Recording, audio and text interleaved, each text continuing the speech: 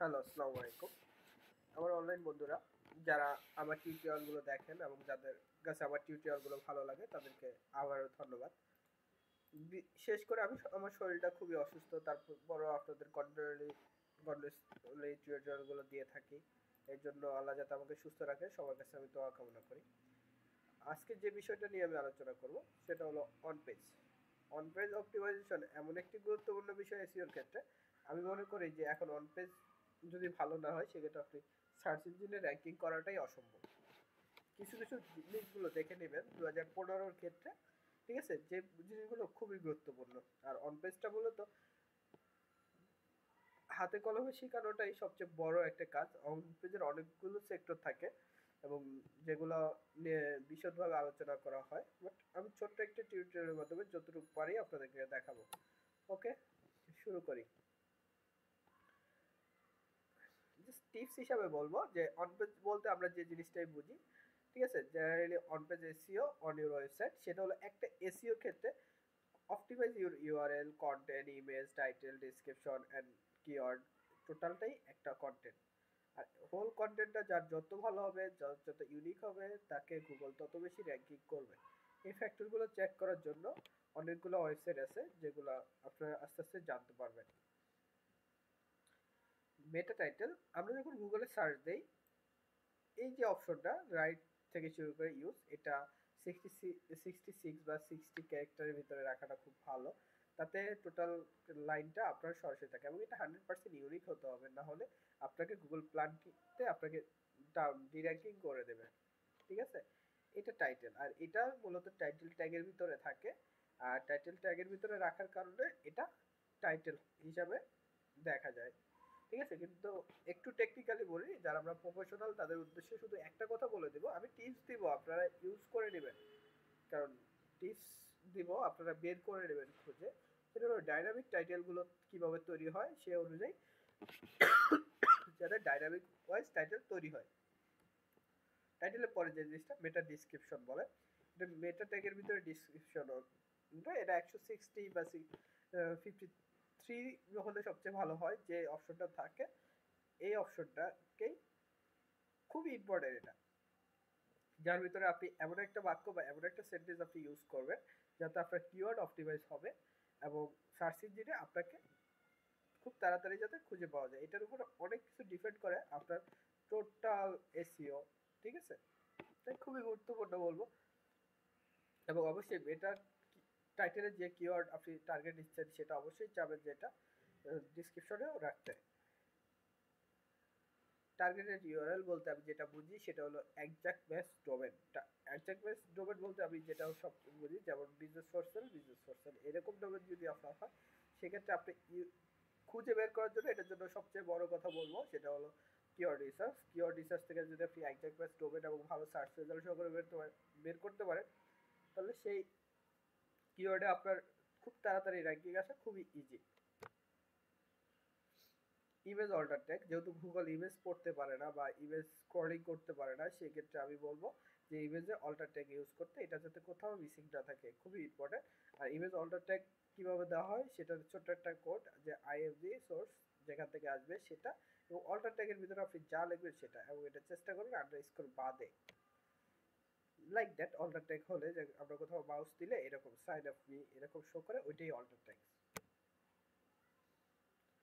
Content optimisation, হোলটাই তো content, ঠিক আছে। আমি একটা কথাই বলে যাব এখানে, কন্টেন্টটা হলো কোয়ালিটি এবং ইউনিক কন্টেন্ট ইজ গুড, এবং এটা অবশ্যই দেখবেন যে কিওয়ার্ডটা রিলেভেন্সি, সার্ভিস এবং প্রোডাক্ট ওয়াইজ ইন্টারনাল এবং এক্সটার্নাল লিঙ্ক আছে কিনা, টোটাল জিনিসটা যে ভাবে আমি আপনাদেরকে এখানে টিউটোরিয়ালে বোঝাতে পারবো, তার চেয়ে সবচেয়ে ভালো বোঝাতে পারবো যদি এটা 2 ঘন্টার ক্লাস হতো। কারণ এই কন্টেন্ট অপটিমাইজেশন নিয়ে বলতে গেলে আমি সারাদিনও বলতে পারবো, সেটা সমস্যা নেই। বাট টোটাল জিনিসগুলো দেখেন, SEO, link, keyword, tags, title, সব কিছু ডিপেন্ড করে একটা কন্টেন্ট হয়। আপনি বুঝতেই পারবেন না যে একটা কন্টেন্টই আপনাকে র্যাঙ্কিং করে দিতে পারে অ্যাট দিস মোমেন্ট। এই সবে কোনো ব্যাকলিঙ্ক লাগবে না যদি আপনি ভালো একটা কন্টেন্ট লিখতে পারেন।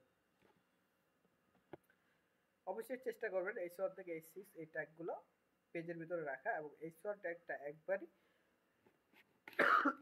সরি আমি অসুস্থ অনেক, একবারই ইউজ হয়, আর এটা একবার মাত্রই ইউজ হয়, সেকেন্ড বার ইউজ হয় না। এটা কিভাবে ইউজ হয় সেটা আপনার চেয়েও সবচেয়ে ভালো ওয়েব ডেভেলপাররা বলতে পারবে, যারা আমরা এসিও তারা জেনে নেব যে প্রতি পেজে একবার এইচ1 এইচ2 এই ট্যাগগুলো যাতে সবগুলো ট্যাগেরই রিস্টোর থাকে।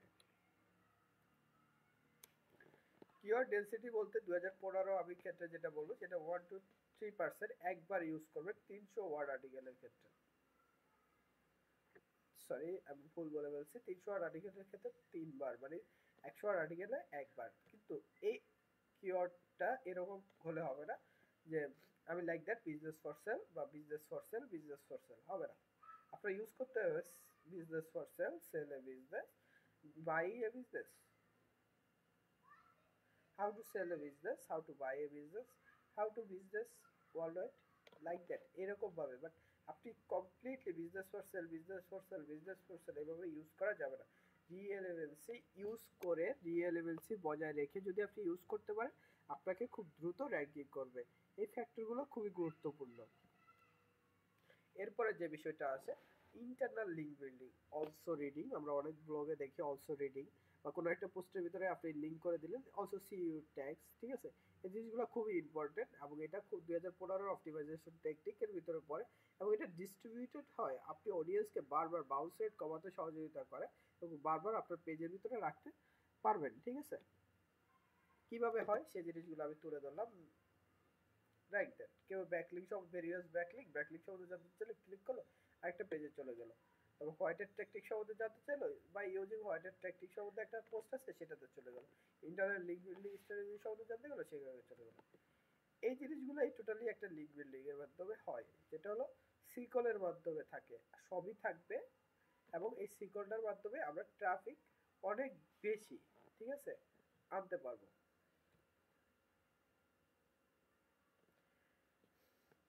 2015 আরেকটা জিনিস মনে করে দিই, এটা খুবই পেজের ক্ষেত্রে এই মুহূর্তে গুরুত্বপূর্ণ, সেটা হলো ইউজিং ইটালিক্স আন্ডারলাইন এবং bold character in your blog, বা আপনি যেখানে কন্টেন্টটা তৈরি করবেন কন্টেন্টের ভিতরে লেখাটা বা আর্টিকেলের ভিতরে এই লেখাগুলো দেবেন বা হাইলাইটস ফুল করবেন যাতে ওটা আপনার কিওয়ার্ড বা আপনি যেটা টার্গেট ফুল চাচ্ছেন সেটাতে বোঝানো যাচ্ছে, ঠিক আছে।